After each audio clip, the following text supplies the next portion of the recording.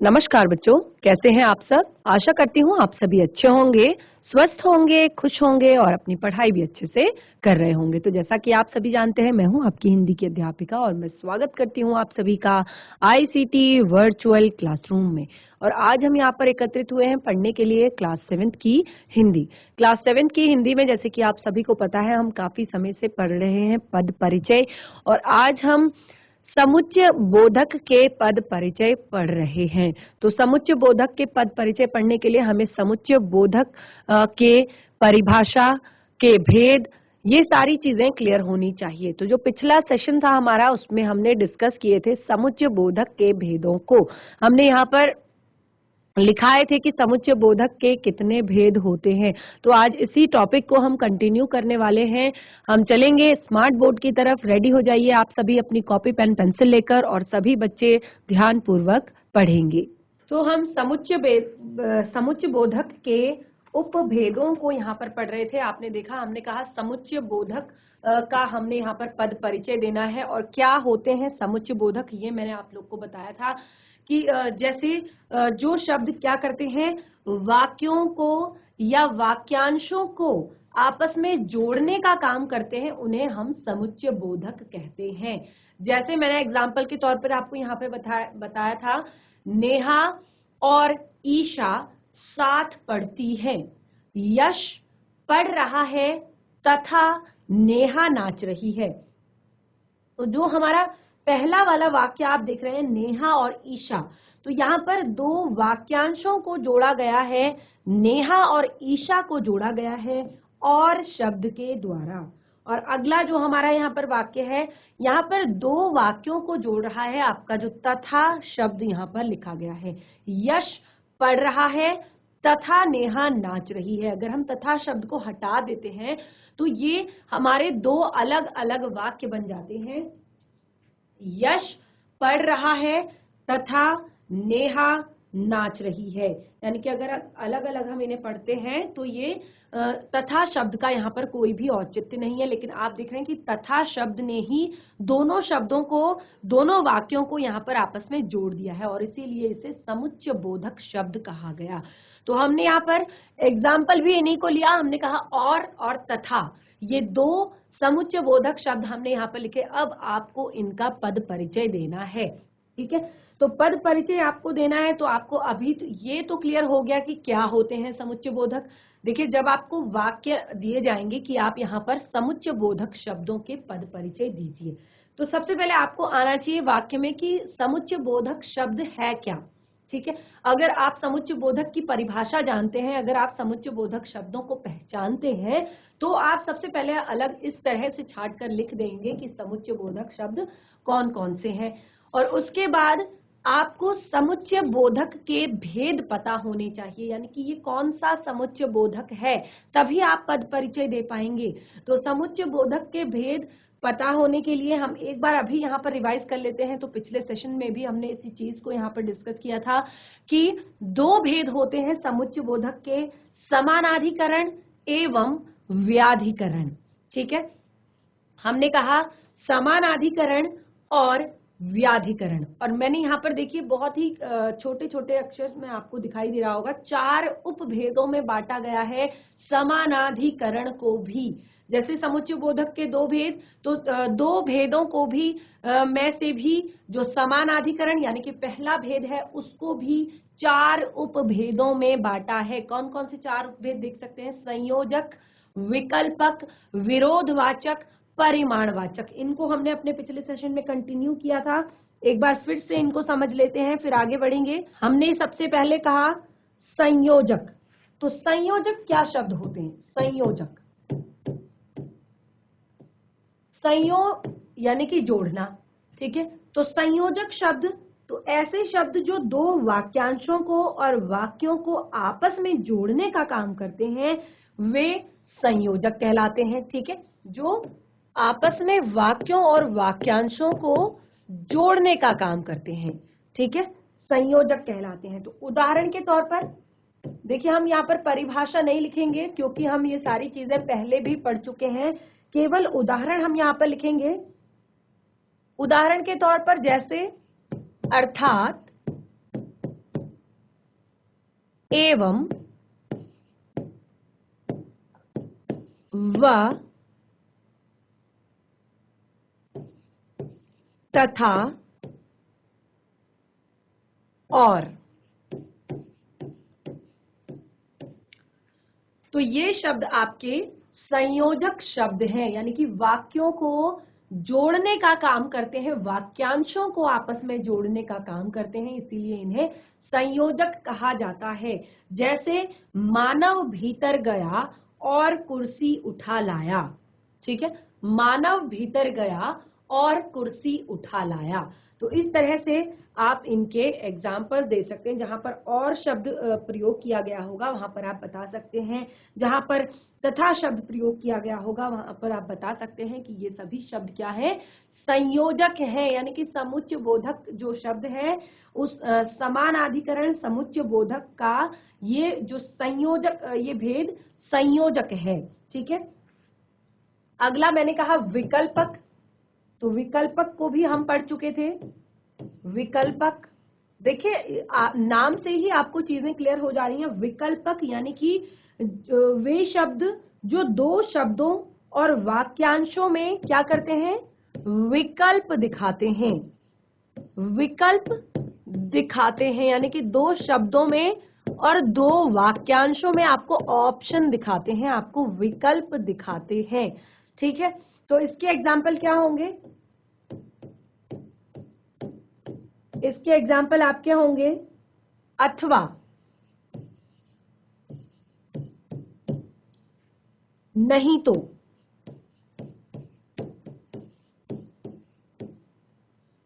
या। ठीक है, तो जैसे हमने कहा कि चुपचाप बैठो या बाहर चले जाओ, ये ऑप्शन मैंने ये लाइन मैंने आप लोग के साथ शेयर की थी।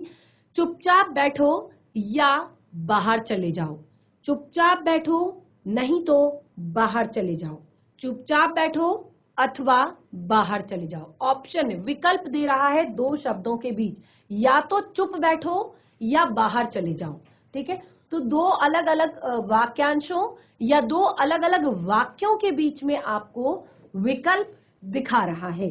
ठीक है, इसी तरह अगला है आपका पहला, दूसरा और इसका तीसरा उपभेद है आपका विरोध वाचक। विरोध वाचक, नाम से ही आपको चीजें क्लियर हो रही हैं। देखिए, तो वे समुच्चय बोधक शब्द जो वाक्य के अर्थ का विरोध प्रकट करते हैं, वाक्य के अर्थ का विरोध प्रकट करते हैं। ठीक है, इनको विरोधवाचक कहा जाता है। तो कैसे विरोध प्रकट करते हैं ये, विरोध के लिए पर, ये उदाहरण यहां पर है, पर, परंतु, बल्कि,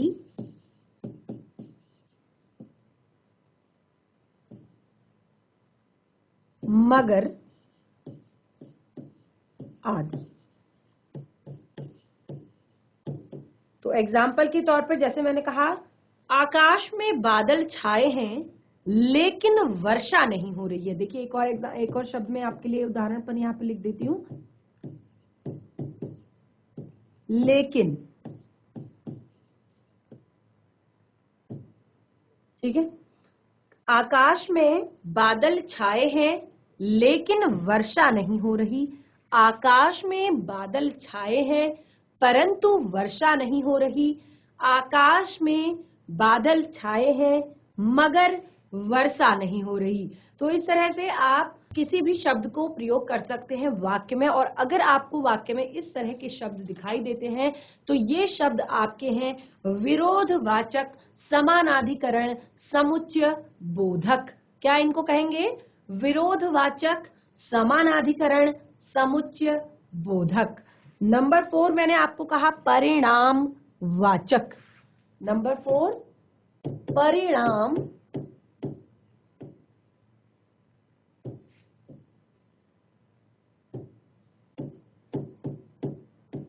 परिणाम वाचक, परिणाम वाचक। ठीक है, तो फिर इसको आपको इस शब्द को देखकर भी आपको पता चल जा रहा है कि क्या इसका अर्थ हो सकता है। देखिए, वे समुच्चय बोधक शब्द जो वाक्य के परिणाम की ओर संकेत करते हैं, वाक्य के परिणाम की ओर संकेत करते हैं कि क्या परिणाम होने वाला है। ठीक है, संकेत करते हैं। जैसे उदाहरण, अन्यथा, इसीलिए,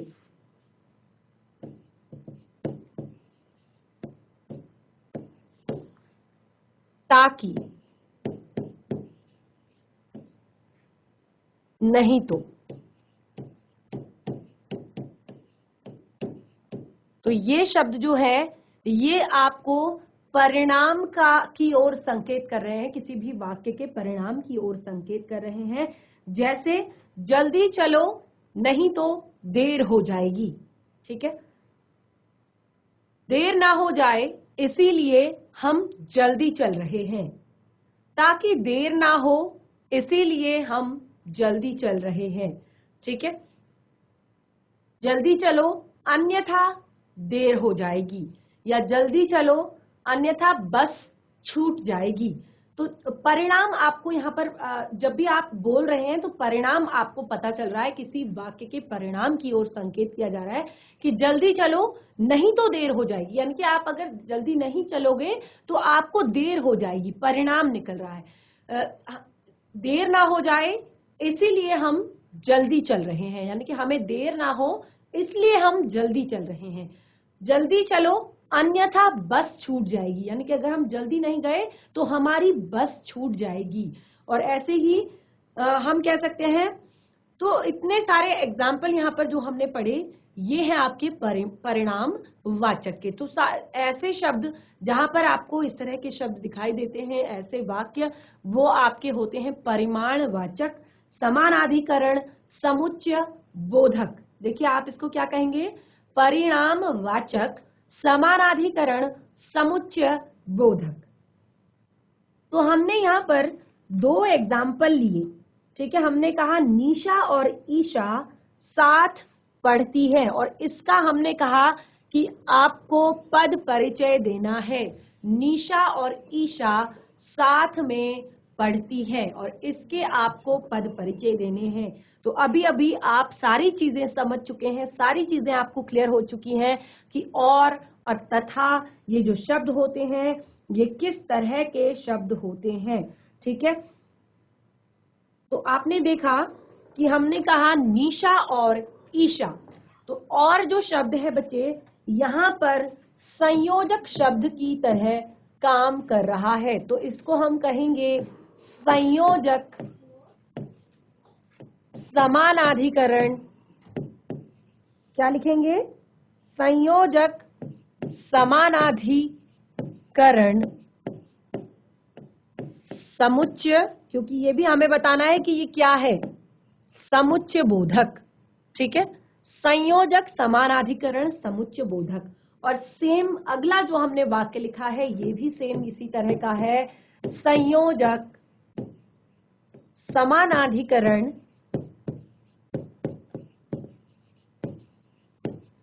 समुच्चय बोधक।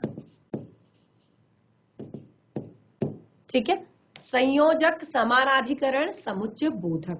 तो अब आपको क्लियर हो गया होगा कि आप किस प्रकार से पद परिचय देंगे। तो आपने यहाँ पर लिख दिया कि ये संयोजक है और समानाधिकरण है और समुच्चय बोधक शब्द है, लेकिन हमने कहा योजित शब्द, साथ में आपको इसमें योजित शब्द भी बताना है। तो आप देखेंगे कि योजित यानी कि जुड़ा हुआ शब्द क्या है, योजित शब्द क्या है इसमें। तो देखिए योजित शब्द जो है वो क्या कर रहा है, आपके दोनों के साथ पढ़ने की क्रिया को बता रहा है।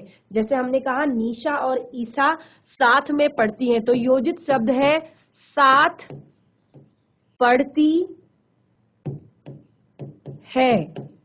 ठीक है, ये आपका योजित शब्द हुआ। और अगला जो आपका योजित शब्द है वो है यश पढ़ रहा है तथा नेहा नाच रही है। यानी कि साथ में पढ़ने और नाचने, पढ़ने और नाचने की जो बात है उसको साथ में बोला गया है। ठीक है, तो इस तरह से ये आपके योजित शब्द है, पढ़ना और नाचना। ठीक है, इन दोनों वाक्यों में हमने इस तरह से इसका पद परिचय दिया। सबसे पहले हमने क्या बताया, इसका भेद बताया, और उसके बाद हमने इसका पद परिचय दिया। तो अब हम अंतिम जो पद परिचय पढ़ेंगे। ठीक है, यहाँ पर हमने पद परिचय पढ़ा, समुच्चय बोधक का पद परिचय, तो ये आपका नंबर 7 था। और पद परिचय में हमने अभी तक 7 चीजें पढ़ ली हैं। यानी कि सबसे पहले हमने संज्ञा का पद परिचय पढ़ लिया, उसके बाद हमने सर्वनाम का पद परिचय पढ़ लिया, उसके बाद हमने विशेषण का पद परिचय पढ़ लिया, उसके बाद क्रिया का पद परिचय, फिर हमने क्रिया विशेषण का पद परिचय, उसके बाद संबंध बोधक का पद परिचय, फिर हमने समुच्चय बोधक का पद परिचय पढ़ लिया है। तो लास्ट जो है हमारा टॉपिक वो है आपका विषमयादि बोधक। लास्ट जो है हमारा वो है विषमयादि बोधक।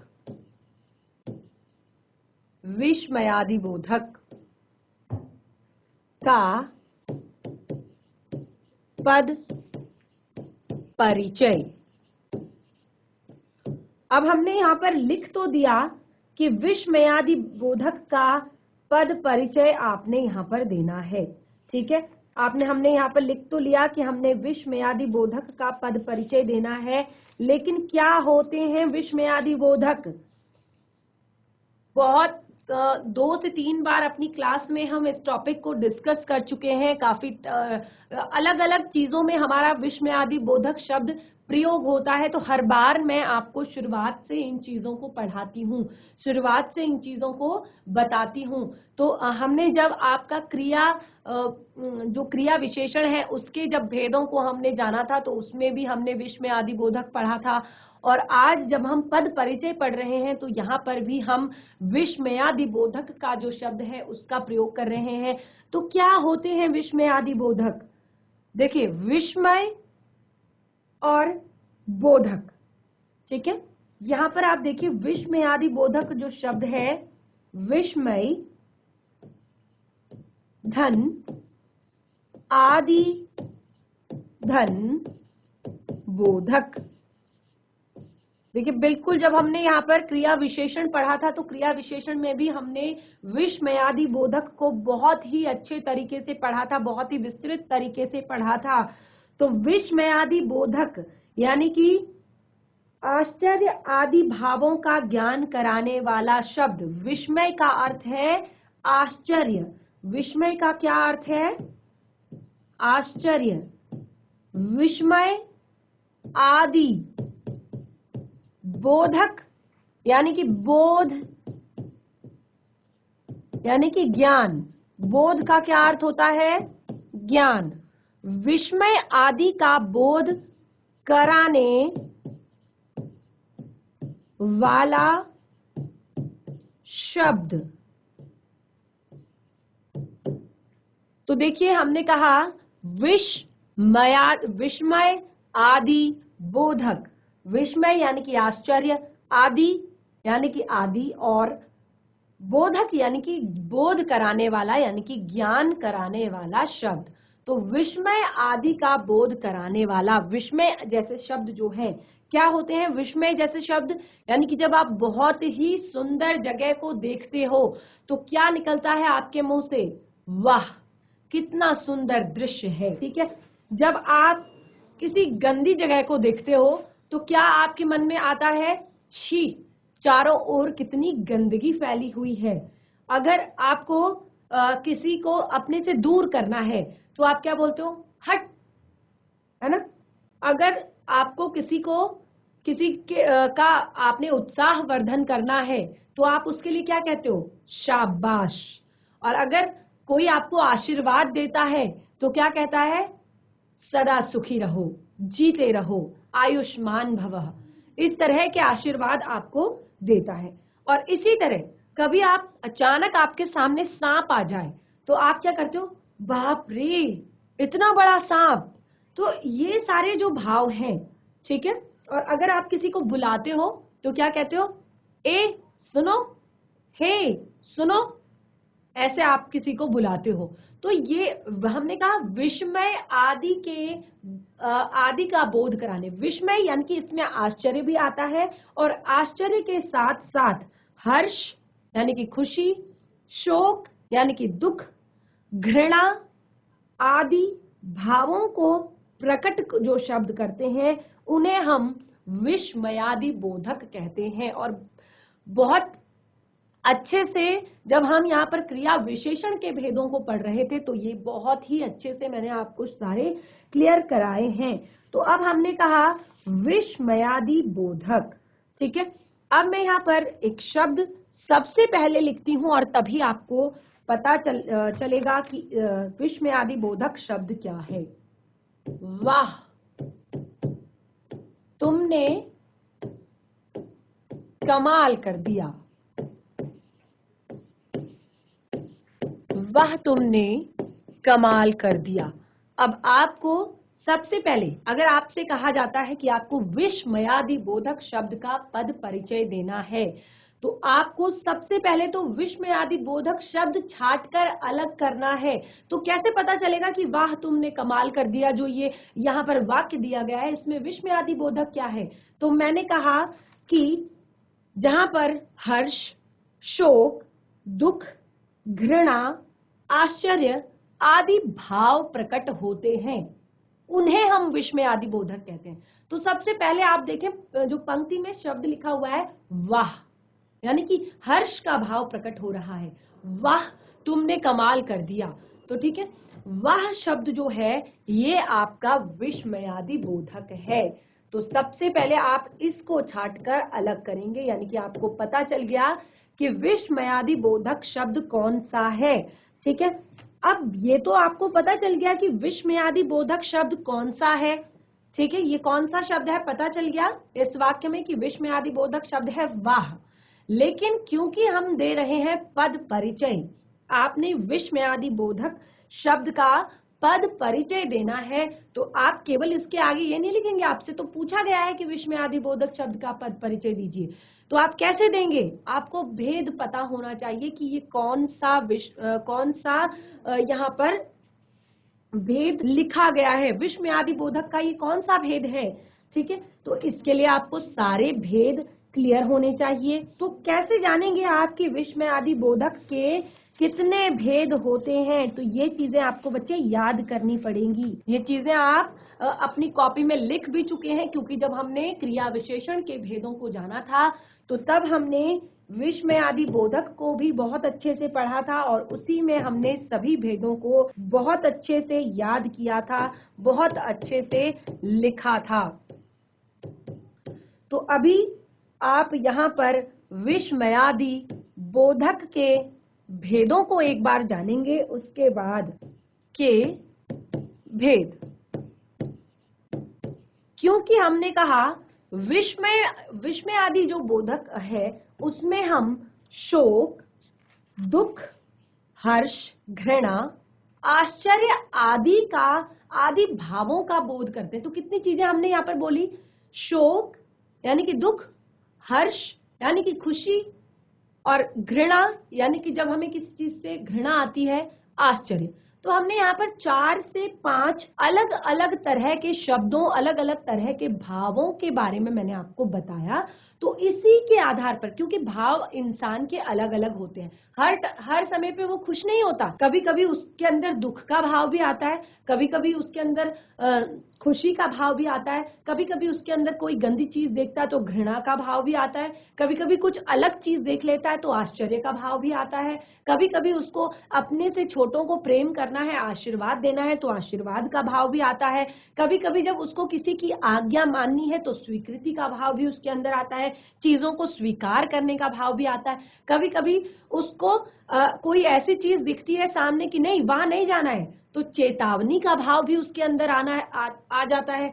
तो इस तरह से बहुत सारे अलग अलग तरह के भाव मनुष्य के मन में आते हैं और उन्हीं के कारण यहाँ पर विस्मयादि जो बोधक शब्द है, अव्ययी शब्द, और देखिए ध्यान रखिएगा बच्चे, ये अव्ययी शब्द होते हैं, हमेशा क्या होते हैं, अव्ययी शब्द या अविकारी शब्द, जो कि किसी भी लिंग, वचन, काल के अनुसार परिवर्तित नहीं होते हैं। हर तरफ हर समय ये एज इट इज बने रहते हैं, अपनी स्थिति में कभी भी परिवर्तन नहीं लाते, यानी कि इनमें कोई भी विकार उत्पन्न नहीं होता है, इसीलिए ये अविकारी शब्द भी होते हैं। यानी कि अगर आप वाह बोल रहे हैं तो ये वाह प्रेजेंट है, पास्ट है, फ्यूचर है, हर समय एज इट इज बना रहेगा। लड़के के लिए बोल रहे हैं वही रहेगा, लड़की के लिए बोल रहे हैं वही रहेगा, 10 बच्चों के लिए बोल रहे हैं वही रहेगा, एक बच्चे के लिए बोल रहे हैं वही रहेगा। यानी कि ना तो किसी लिंग के आधार पर, ना ही वचन के आधार पर, ना ही काल के आधार पर ये स्वयं को परिवर्तित करेगा। ठीक है, तो ये हम विस्मयादि बोधक को हम अव्ययी शब्द भी कहते हैं। यानी कि सभी अव्ययी शब्द कौन कौन से होते हैं अब आप बहुत अच्छे से जान चुके हैं, अव्यय और अविकारी शब्दों को। तो जैसे मैंने कहा कि मनुष्य के मन में बहुत अलग अलग भाव आते हैं और उन्हीं के कारण विस्मयादि बोधक के 8 भेद होते हैं। 8 भेद होते हैं, यानी कि अलग अलग जो भाव आएंगे उन्हीं के कारण 8 भेद आपके विस्मयादि बोधक के होते हैं। अब ये कौन कौन से 8 भेद होते हैं, इनको एक बार लिख लेते हैं, फिर जानेंगे, तभी आप बता पाएंगे। क्योंकि वाक्य जब आप पढ़ेंगे तो आपको कैसे पता चलेगा कि ये कौन सा वाक्य, जब आपको भेद क्लियर होंगे सारे, तभी आप बता पाएंगे कि वाक्य में कौन सा भेद है। नंबर 1, विस्मयादि बोधक। तो सबसे पहला ही है हमारा विस्मयादि बोधक, यानी कि आश्चर्य का बोध कराने वाला। ठीक है, नंबर 2 है आपका हर्ष बोधक, खुशी का भाव जहां पर आता है। ठीक है, नंबर 3 है आपका शोक या फिर पीड़ा बोधक। शोक यानी कि दुख, और पीड़ा बोधक भी इसे कह सकते हैं। कभी हम कहते हैं आह मेरे पेट में दर्द हो रहा है, आह मेरे पैर में दर्द हो रहा है, तो जहां पर हमें शोक या दुख हो रहा हो, ठीक है, तो इसे हम शोक या पीड़ा बोधक कहेंगे। अगला हम यहाँ पर घृणा बोधक, यानी कि जब किसी चीज से हमें घृणा या तिरस्कार, अगर हमें कोई चीज अच्छी नहीं लगती तो हम उसका तिरस्कार करते हैं, उसका त्याग करते हैं, उसको हटाते हैं। ठीक है, तो घृणा या तिरस्कार बोधक इसे आप कहेंगे। नंबर 5 चेतावनी बोधक। ठीक है, चेतावनी बोधक। नंबर 6 स्वीकृति बोधक। स्वीकृति बोधक। नंबर 7 आशीर्वाद बोधक।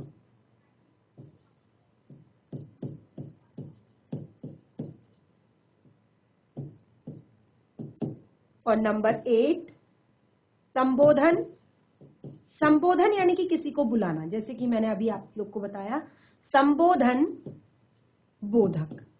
ठीक है, तो इस तरह से हमने भावों के आधार पर, अलग अलग तरह के भावों के आधार पर जो विस्मयादि बोधक शब्द है इसके 8 भेद हमने बताए।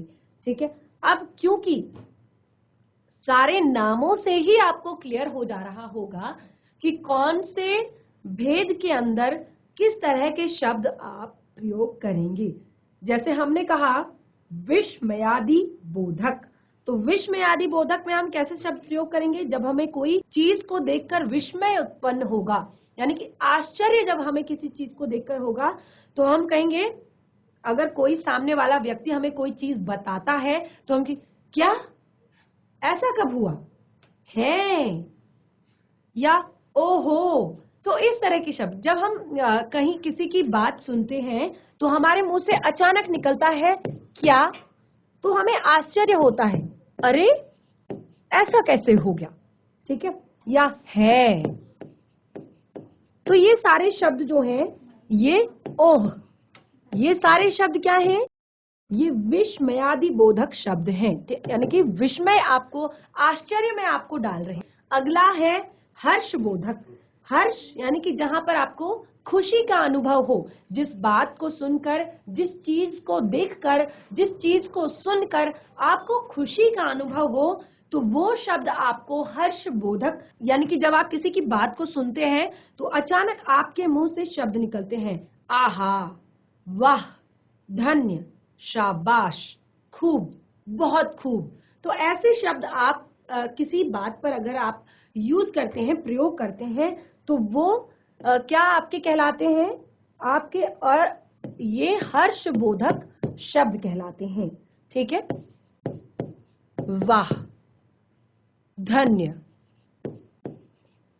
शाबाश या खूब या बहुत खूब भी आप लिख सकते हैं। ठीक है, तो इस तरह के शब्द आपके कैसे हैं?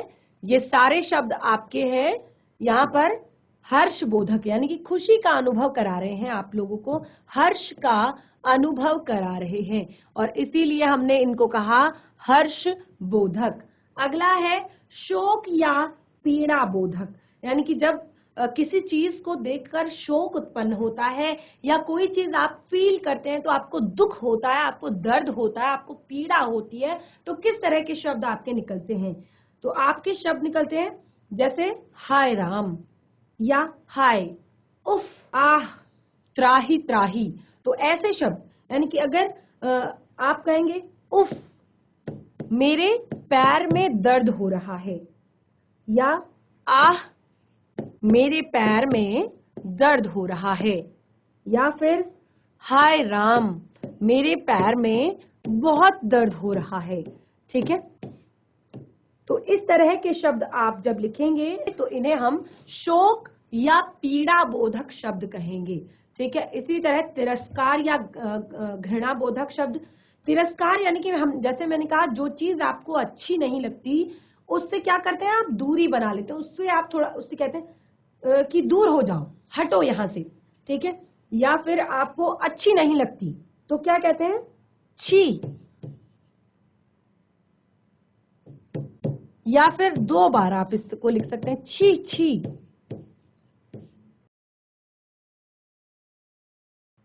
परे हट, तिरस्कार बोधक भी हमने यहाँ पर कहा है, तो हम किसी चीज को अपने आप से दूर करते हैं। या धत, तो इस तरह के शब्दों को हम कहेंगे घृणा या तिरस्कार बोधक। अगला है चेतावनी बोधक। तो चेतावनी, जैसे कि आपको शब्द से ही पता चल रहा है, यहाँ पे किसी चीज की चेतावनी दी जा रही है, तो चेतावनी शब्दों के लिए आपको क्या कहा जाता है, सावधान, हटो, बचो, होशियार, या खबरदार। तो इस तरह के शब्दों को हम कहेंगे चेतावनी बोधक। तो अभी तक हमने यहाँ पर 5 आपके विस्मयादि बोधक शब्दों को पढ़ा।